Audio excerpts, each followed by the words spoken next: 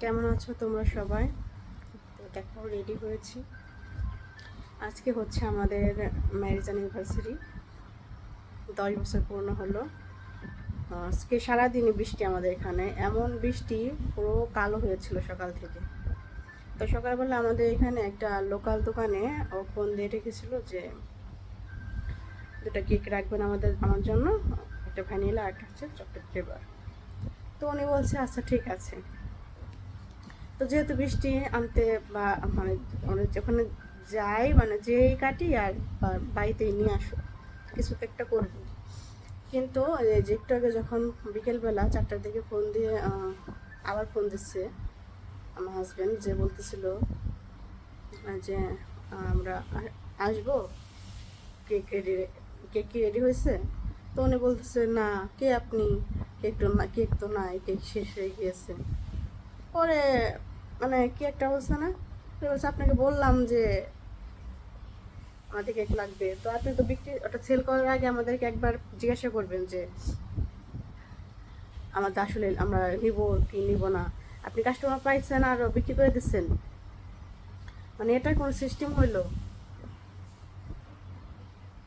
মানে বিজনেসেরা কীভাবে করে আসলে বোঝা হয় না। মানে একজন কনফার্ম করলো, তার কাছে সেটা জিজ্ঞেস না করেই সে কাস্টমার পাইছে, দেন অন্য জায়গায় বিক্রি করে দিচ্ছে। তো আমরা যে একটা প্রোগ্রাম করবো, তো ওনাকে বলা হয়েছে যে আমরা তো একটা প্রোগ্রাম করবো, প্রোগ্রামের জন্য তো আপনাকে আগেই এটা কনফার্ম করা হলো, তো আপনি সেটা মাথায় রাখবেন না?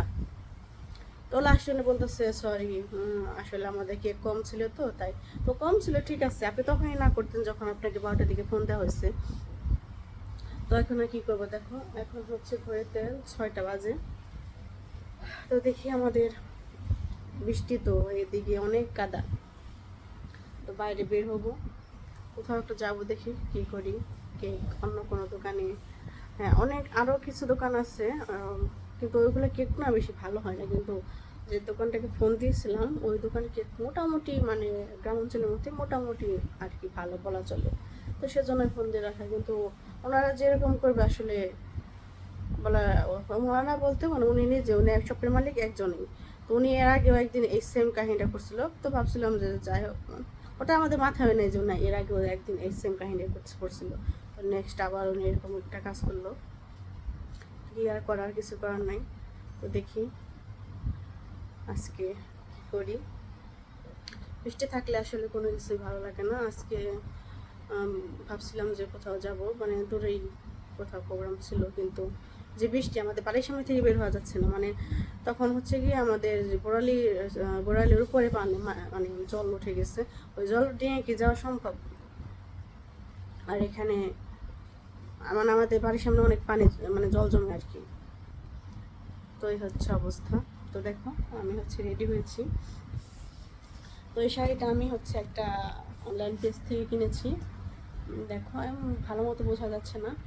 আর ব্লাউজটা এখন তৈরি করা হয়নি, তৈরি করতে দিয়েছি কিন্তু এখনও হয়নি, হলে হয়তো আরও ভালো লাগতো দেখতে। তো একটার মধ্যে দেখো এই যে একটু হালকা হালকা পিঙ্ক কালারের মতো আছে, তো আমি এর সাথে ম্যাচ করে একটা ব্লাউজ পরে নিয়েছি, আমার ঘরে ছিল এটা। তো এখন আমরা রেডি হয়ে বসে আছি, ভিডিও করলাম কিছুক্ষণ। আর দেখো এই যে ছোটো মেয়ে রেডি করে দিয়েছে, আগে রেডি করে রেখেছি। এই যে বড় মেয়ে বসে বসে টিভি দেখছে, এই দেখো। আর তোমাদের সো লেট, সে এখন রেডি হচ্ছে। তো কেমন লাগছে আমাকে তো সেটা অবশ্যই কমেন্ট করে বলো। আর হচ্ছে আমাদের জন্য অবশ্যই অবশ্যই আশীর্বাদ করবে, যেন আমরা সারাটা জীবন এভাবে একসাথে দেখতে পাচ্ছি। ওটা তো সবারই হয়, তো এটা তো বলার অপেক্ষা রাখে না। তো সব কিছু মিলিয়ে যেন ভগবান অনেক ভালো রাখে। তো এটাই, তো এখন রাখছি, চলো বাই বাই।